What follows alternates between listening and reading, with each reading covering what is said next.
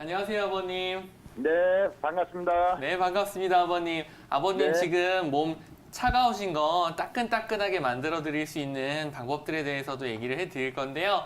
일단은 네. 이게 손발이 차거나 이 몸이 차거나 이런 것들이 정말 여러 가지 원인이 있어요. 그래서 네. 그 원인들에 대해서 명확하게 분석이 안 되면 치료가 사실 잘 안 됩니다. 그 부분에 네. 대해서 먼저 얘기를 드리고 그 다음에 아버님이 어떻게 하면 좋아지실 수 있는지 그 부분에 대해서 얘기를 드릴게요. 제일 네. 먼저 이 아버님도 그렇고 이 프로그램을 보고 계시는 시청자분들 중에서도 손발이 차가우시거나 몸이 차가우신 분들이 되게 많으실 거예요. 이 수족냉증 그리고 몸이 찬 것에 대한 원인은 굉장히 여러 가지가 있습니다. 근데 정리를 해보자면 일로 가는 혈류들이 눌려서 생기는 경우가 있고 그리고 그 혈류들이 어딘가에 몰려 있어서 생기는 경우가 있고 전체적으로 몸이 약해서 생기는 경우가 있고 우리 몸에서 열이 많이 빠져나가서 생기는 경우가 있습니다. 그래서 가는 혈류들이 눌려서 끝에까지 배달이 안 가는 경우에는 레이너드 증후군이라 그래서 많이 사용하거나 했을 때 말초에서 눌리는 경우가 있고요. 류마티스 관절염이라 해서 관절 염증으로 눌리는 경우가 있고 손목의 터널이나 흉곽의 출구, 목 디스크 등등 여러 가지 군데에서 길을 막아버리면 택배가 안 가서 생기는 문제가 있습니다. 이런 네. 경우에는 특징적인 게 끝부분에서 심하게 되고요. 그리고 각각 눌리는 부위에 따라서 손끝만 심하거나 열까지 심하거나 이 위까지 심하거나 나눠질 수가 있어요. 그렇게 네. 되고 열이 한 군데 몰려서 생기는 경우에는 스트레스를 많이 받았을 때 순환장애가 생기는 여성분들도 있고 또 저혈압이나 운동 부족이나 안 그러면 체해서 이쪽으로 혈액이 많이 가서 끝으로 잘 안 오는 경우도 있고요. 이게 만성화되면 담적이라는 현상이 생겨서 잘 안 오게 됩니다. 이런 경우에는 특징적인 게 전신성인 경우도 많지만 결과적으로는 어떤 원인이 있을 때 심해진다는 거예요. 내가 스트레스를 받으면 왕창 심해진다던가 아니면 체하면 왕창 심해진다던가 이런 식으로 나타나게 되고요. 약해서 생기는 경우가 있습니다. 아버님이 이쪽에 해당이 좀 되시게 될 텐데 갑상선 기능이 좀 떨어지거나 아니면 여성분들 같은 경우에 중년 이후에 갱년기로 접어드시거나 안 그러면 노인성으로 노화가 되면서 생기거나 피하 주방이 얇아지면서 또는 혈액량이 부족해지는 빈혈이 생기면서부터 이쪽으로 가는 혈액량 자체가 아예 감소가 되어버리는 상황이 생길 수가 있어요. 이런 경우에 특징적인 건 항상 비슷하게 계속 심하다는 겁니다. 예, 아버님처럼 여름 빼고는 계속 쭉 심하거나 이렇게 되면 이런 쪽에 해당이 될 수가 있고요. 또 열이 빠져서 생기는 경우가 있어요. 이런 경우에는 젊은 여성분들 경우에 많은데 땀이 많이 나면서 이쪽으로 열이 다 빠져나가서 또는 방광에 질환이 있어서 이쪽으로 이제 수분 대사가 잘 안 되고 그게 또 열이 다른 쪽으로 빠져나가면서 생기는 변화들이 있을 수 있습니다. 이런 경우에도 마찬가지로 딱 어떤 특정 원인이 있을 때 발생을 하게 되고요. 어쨌거나 약해져서 발생하실 수가 있는데요. 여기에는 크게 두 가지 원인이 있어요. 첫 번째는 이제 내원하신 병원에서 혈액이나 이런 부분에 대해서 검사를 하셨는지는 잘 모르겠는데 만약에 그런 부분이 돼 있지 않다고 하면 호르몬에 대한 검사를 해보는 것이 좋습니다. 왜냐하면 갑상선 기능 저하증이라고 하는 노인이 되었을 때 우리 몸에 보일러 온도 조절 장치 역할을 하는 갑상선이라고 하는 기관의 기능이 떨어지게 되면서 몸 전체가 차가워지고 냉골이 되는 상황이 있습니다. 이렇게 되면 전신이 춥고요. 그리고 기운도 많이 떨어져요. 내가 막 기운 나고 차가운 게 아니고 기운이 팍 떨어지고 차가운 경우가 많고요. 특히 여성분들의 경우에는 이 경우에 몸에서 대사가 잘 안 되기 때문에 보일러에서 기름을 잘 못 대서 체중이 증가해버리는 현상이 나타나게 됩니다. 이런 경우에는 호르몬 수치를 체크를 하고요. 그 다음 이 호르몬 수치가 정상화될 때까지 치료를 장기간으로 하는 것이 좋습니다. 그리고 아버님이 이 경우는 꼭 해당이 되실 건데 허약해서 내가 약해지고 나이가 들어서 수족냉증이나 몸이 차가워지는 경우가 있어요. 이런 경우에는 꼭 증상이 같이 나타나는 게 우리 몸의 뒷판 쪽으로 증상이 같이 나타나게 됩니다. 예를 들어서 머리 쪽으로는 좀 머리가 멍하고 눈, 코, 입 쪽으로 기능이 좀 떨어져서 좀 침침하거나 눈물이 나거나 이런 현상들이 생기고 입이 마르는 현상이 생겨서 밤에 자다가도 물을 마시게 되고 이런 현상이 있을 수가 있고요. 조금 더 내려가서 이쪽에 흉추나 안 그런 허리 쪽으로 문제가 생겨서 허리 다리가 아프기도 하고요. 시리기도 합니다. 그리고 허리 다리가 좀 더 말라갑니다. 그리고 힘이 좀 없어지고 다리에 힘이 좀 빠져가게 되고요. 이것들이 더 밑으로 내려가서 골반까지도 문제를 주게 되면 양기가 떨어져요. 그래서 아침이 없어져 버립니다. 그리고 밤에 자다가 일어나서 소변을 자주 봐야 되는 현상들이 벌어지고요. 이런 허약형 수족냉증 같은 경우에는 한의원에서 여러 가지 방법으로 치료를 할 수 있어요. 대표적으로 팔미원이나 십전대보탕 같은 약들이 이런 데 많이 사용을 하는 약들이고요. 호부자나 이런 약재들이 이런 데 굉장히 잘 듣습니다. 근데 아쉬운 건 이것은 한의원에 와서만 취급할 수 있는 전문적인 약재이기 때문에 꼭 한의원에 가서 진단과 치료를 한번 받아보시는 게 좋고요. 일반적으로 내가 평소에 먹고 관리했을 때 좋은 게 없어? 그런 거 없어? 이렇게 물어보신다면 계피차랑 쌍화차가 안 먹는 것보다는 조금 도움이 될 수 있습니다. 그렇게 치료를 하시면 좋고 꼭 한의원에 꼭 내원하셔서 정확한 진단 전반적으로 다 받아보시길 바라겠습니다.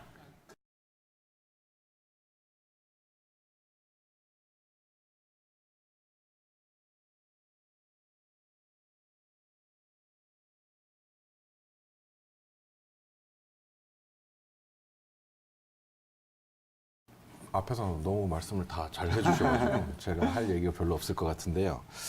일단은 제일 중요한 건 한의학에서 사람을 보는 기본적 관점에는 기운을 빼놓을 수가 없습니다. 가장 중요한 거는 사람의 기운이거든요. 이 어르신 같은 경우에도 본인의 기운이 많이 떨어지다 보니까 결국은 이런 일이 생겼다, 이렇게 볼 수 있겠고요. 그럼 기운을 떨어뜨리게 하는 원인은 어디에 있을까? 예, 그 여러 가지 원인을 이제 앞에서 다 설명을 해주셨는데 제가 간단하게 정리해서 얘기를 하면 먼저 소화기의 문제를 들 수가 있겠습니다. 소화기에 문제가 있다. 예를 들면 설사 같은 경우, 그런 경우에 만성 설사를 자주 한다든가 소화가 잘 되지 않는다든가 가슴이 더부룩하다든가 그런 경우에는 손발로 가는 혈류량이 적어지면서 손발이 차가워지는 수족냉증이 올 수가 있겠습니다. 또 한 가지 경우를 말씀을 드리면 간장에 문제가 있는 경우, 간이 약해서 허해서 그런 경우에 또 손발에 문제가 올 수 있는데요. 이 경우의 특징은 여름에도 찹니다. 여름에도 차고 겨울에는 더 찹니다. 그러니까 사시사철 좀 차다. 그런 경우에 간이 허해서 기운이 좀 떨어진다. 그렇게 말씀을 드릴 수가 있고요. 신장에 양기가 부족해서 손발이 차는 경우가 있을 수 있습니다. 이런 경우에는 특징이 여름에는 더위를 많이 탑니다. 여름엔 더워요. 겨울에는 찹니다. 날씨에 몸이 기운이 이걸 이겨내지 못하고 휘둘리는 그런 모습을 볼 수가 있습니다. 근데 나이가 좀 많이 드신 어르신들 같은 경우에는 이제 신장의 기능이 약해지다 보니까 여름에는 여름대로 더위를 타고 겨울에는 또 수족냉증, 손발이 차가워서 시리고 차갑게 되고 이런 경우를 많이 볼 수 있겠죠. 이게 신장이 약한 경우고 심장에 문제가 생기는 경우에도 또 수족냉증이 올 수가 있습니다. 근데 심장에 문제가 생겼다면 정서적인 문제, 심신미약, 그다음에 정신불안, 심동계, 심장이 많이 뛴다든가 번열, 열이 위로 치받아 오른다든가 이런 경우를 볼 수가 있겠습니다. 이런 식으로 나눠서 본인에 해당하는 원인이 어디에 있는가, 내가 무엇이 문제인가. 물론 연세가 많으면 여러 가지 원인이 복합적으로 올 수도 있겠죠. 그 해당하는 원인들에 대한 치료를 진행해 가다 보면 수족냉증은 자연히 좋아지게 된다. 이렇게 말씀드릴 수 있겠습니다. 안녕하세요.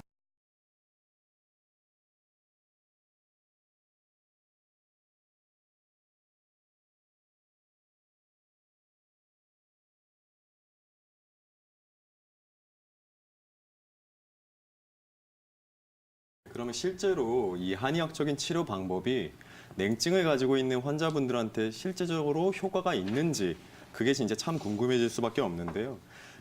실제로 치원례를 가지고 제가 좀 설명을 드리겠습니다. 지금 시청자분께서 아까 71세라고 말씀하셨는데요. 제가 말씀드린 사례는 이제 환자분께서 남성 환자분이 67세의 남성분이신데 손과 발에 냉감을 굉장히 많이 느끼시고 그 냉감뿐만이 아니라 손 같은 경우에는 말초 쪽의 혈관이 이제 수축되면서 통증까지 느껴지는 경우가 많이 있습니다. 그러니까 지금 현재 이제 청색증을 가지고 있는 환자분이 그 냉감뿐만이 아니라 통증을 호소하고 있었는데 약 3주간의 이제 한방 치료를 통해서 그 자각적인 통증과 냉감뿐만이 아니라 실제로 체열 진단이라는 객관적인 어떤 진단 기기를 통해서 온도의 변화를 측정하게 됐습니다. 그 3주간의 어떤 경과를 보자면요. 처음에 이분께서 이제 그 입원을 하셨을 때의 증상은 뭐였냐? 하루에 약 7번 정도 이상의 냉감을 손에 느끼고 통증을 느끼던 정도에서 약 3주간의 치료 후에 통증은 자각적인 증상으로서 완전히 소실된 걸 볼 수가 있었고요. 실제로 체열 진단을 가지고 그러면 온도를 측정하게 됐을 때 치료하기 전에는 약 손의 온도가 24도에서 26도 정도의 분포에 있었다면 3주 후 치료의 과정을 거친 후에는 약 27도에서 29도 정도로 한 3도 정도의 온도가 높아진 걸 볼 수가 있습니다. 이분께서는 한방 첩약 중에서 우기음 가미방이라는 양기가 부족할 때, 즉 어르신들 같은 경우에 이제 허해지면서 나타나는 증상을 이제 양기가 허해진다고 얘기하는데요. 이럴 때 양기가 적어지면서 상대적으로 냉기가 많아져서 추위를 느끼시는 분이었는데 우기음 가미방이라는 처방을 통해서 3주간의 치료를 거치고 나서 그 냉증이 실제적으로 이제 소실되는 효과를 보게 되었습니다. 지금 시청자분도 사실은 나이대나 성별이나 제가 말씀드린 어떤 그 환자의 케이스와 굉장히 유사한데요. 그 양기가 떨어지는 경우에는 우리가 상대적으로 음기가 많아지기 때문에 양기를 보충해주는 방향의 치료가 필요하게 됩니다. 앞에서도 그 얘기를 많이 들으셨을 텐데요.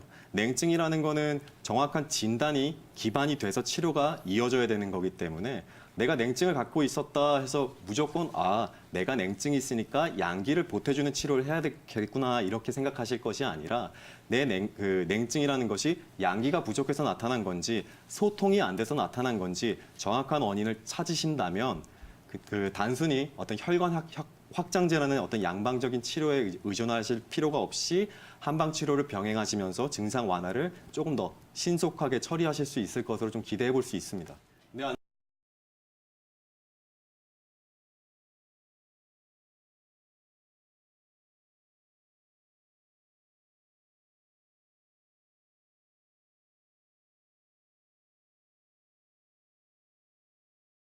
시청자분께서 말씀해 주신 증상, 우리 흔히들 얘기하는 수족냉증에 해당하는 경우 말씀드릴 수 있을 것 같은데, 거기다가 요 분이 그 발바닥이 새파라지는 현상이라든가 손이 하얗게 변하는 현상까지도 말씀하신 경우가 있어요. 이 경우는 이제 우리 레이노 증후군에 대해서도 말씀을 드릴 수가 있는데, 일반적으로 레이노 증후군은 손발끝이 창백하게 변하면서 통증과 시림, 저림증을 동반하는 증상입니다. 말초혈관이 비정상적으로 수축해서 나타나는 증상이라고 볼 수 있는데, 이 레이노 증후군은 크게 1차성하고 2차성으로 나눠서 말씀드릴 수 있습니다.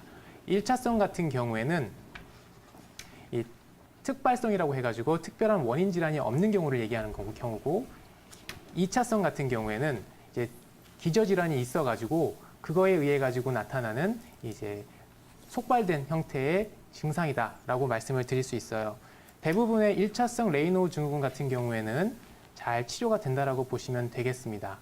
그리고 2차성 레이노 증후군 같은 경우에는 기저질환을 치료하면은 그 레이노 증후군 증상이 사라진다는 것을 알 수가 있는데, 레이노 증후군은 대표적으로 이제 회피요법을 써가지고 치료하는 질환이다라고도 말씀드릴 수가 있어요.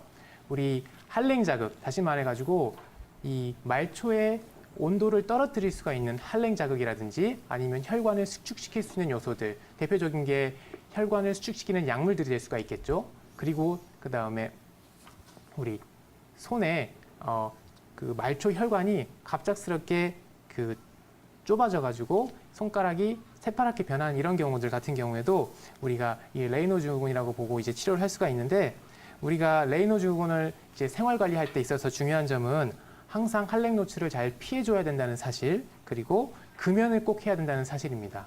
흡연력이 있는 분들은 대부분 혈관이 많이 안 좋아지시기 때문에 말초혈관이 좁아져가지고 잘 수축이 많이 이루어져가지고 혈액순환이 잘 안 되는 경우들이 많다라고 말씀드릴 수 있어요.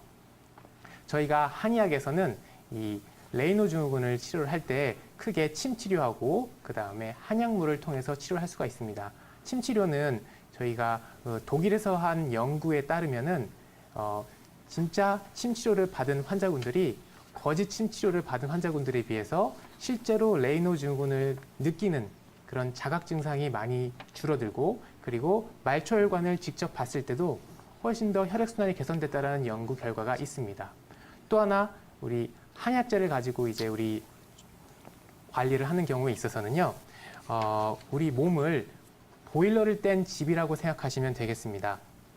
그러니까 우리 몸에서 이 보일러의 역할을 하는 이제 심장이 있을 수가 있는데, 우리 집이 보일러가 잘 떼지지 않아가지고 냉골이 되었을 때 그때를 상상해 보시게 되면은 보일러에 문제가 있다. 그건 결국 심장에 문제가 있다는 얘기를 말씀드릴 수가 있거든요. 그러면은 심장의 기능을 강화시키는 형태로 우리가 문제를 해결할 수가 있어요. 그 대표적인 약물이 이제 부자 같은 약물이 될 수가 있고, 그게 아니라 보일러가 너무 과열돼 가지고 제대로 작동을 못하는 경우가 있을 수가 있습니다. 이런 경우에는 심열을 꺼주는 황련이라는 약재를 써주게 되면은 그 기능을 되살릴 수가 있습니다. 그거 외에 보일러에 연료가 제대로 가지 못해가지고 보일러가 제대로 작동하지 못하는 현상이 나타날 수가 있는데, 이 경우에는 위장관을 보강해주는 형태를 취하면 좋은 경우가 될 수가 있는데, 거기에는 생강이라든가 건강 같은 약물 혹은 기혈순환을 촉진시켜줄 수 있는 인삼 같은 경우를 사용할 수가 있고요. 그거 외에 이 배관에 문제가 있는 경우들, 다시 말해가지고 이 혈관 자체에 문제가 있는 경우들이라고 한다라고 하면은 이 혈관에서의 그 혈액 순환을 개선시킬 수 있는 오수유, 계지, 세신 같은 약물을 써서 우리가 관리를 할 수 있다라고 말씀드릴 수 있습니다.